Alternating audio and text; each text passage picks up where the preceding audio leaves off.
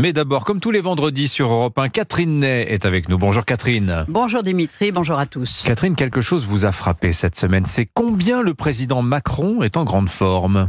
Oui, je ne suis pas la seule à l'avoir constaté. C'était flagrant lors de la cérémonie d'hommage à l'amiral de Gaulle dans la cour des Invalides. Oui, il avait rajeuni. Une sorte de contentement nimbait son visage, plus arrondi, alors qu'il lui arrive d'avoir les traits tirés quand il parle 14 heures durant, comme au salon de l'agriculture par exemple. Là, il change de tête, ses joues passent derrière les oreilles, le profil se fait plus aquilin, il est autre. Il est un homme exténué. Mais mercredi, le ciel était bleu au-dessus des Invalides et l'acteur était au sommet de son art. Perfection de la mise en scène, marche lente, menton levé, silhouette droite, musculeuse et svelte. Un discours prononcé cette fois sur un ton sobre et non religieux, comme cela lui arrive parfois. Vous savez, son registre archiprêtre de la chapelle Sixtine. Mais l'on sentait aussi qu'il y avait un plaisir d'être soi, qui venait d'autre chose. Mais alors de quoi donc ?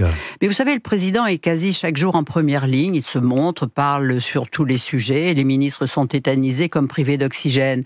Évidemment, cet activisme est lié à ce qui est pour lui une tragédie. L'impossibilité politique de survivre après 2027 puisqu'il ne peut pas se représenter. Alors plus il se rapproche de l'échéance, plus il s'exalte et répond présent à tout. Encore 5 minutes, monsieur le bourreau du temps qui passe.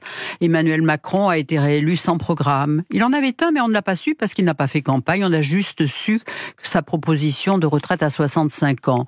Réélu, que faire sans majorité ? Pas de projet. Mais là, il y a un fait nouveau désormais. Pas de projet, mais un objectif qui cette fois le transcende. Un rôle premium qu'il s'est lui-même créé.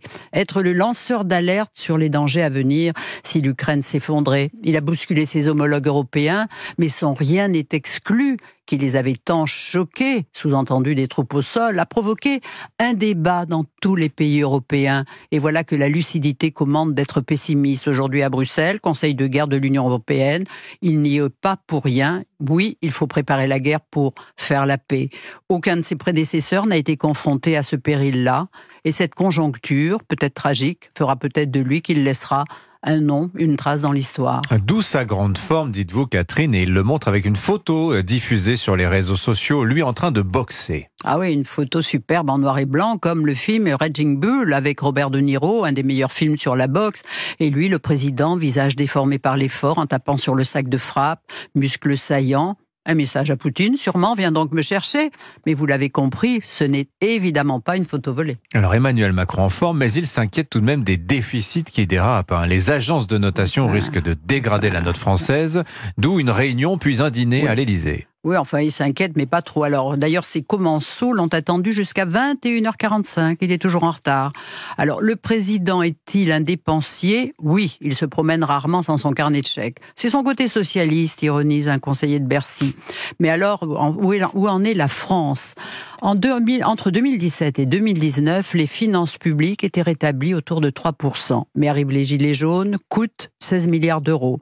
Le Covid et le quoi qu'il en coûte, coût global estimé 400 milliards d'euros. La guerre en Ukraine, avec la crise énergétique, plus de 80 milliards de boucliers tarifaires. La France a été le pays le plus généreux. Arrêt du bouclier fiscal, cri d'orfraie de l'opposition, mais il a fallu aussi contrer les méfaits de l'inflation, d'où encore des dizaines de milliards d'aides. Comment sortir de la perfusion étatique quand il y a tant de Français qui en profitent et en exigent ? Bon, 10 milliards de réduction sont déjà actés, c'est peanuts, il en faudrait 20 milliards, a dit le président lors du dîner. Mais en réalité, aucune décision n'a été prise. Sans mot d'ordre, pas de panique à la veille des élections européennes. Mais comme c'est étrange, Bruno Le Maire vient de publier un livre, La Voix française, où il fustige l'État-providence et milite pour une plus grande rigueur économique. On s'interroge, un vœu pieux ou une pique en douce au président ? Merci beaucoup Catherine Ney. Je vous aurais bien écouté encore 5 minutes de plus, très volontiers.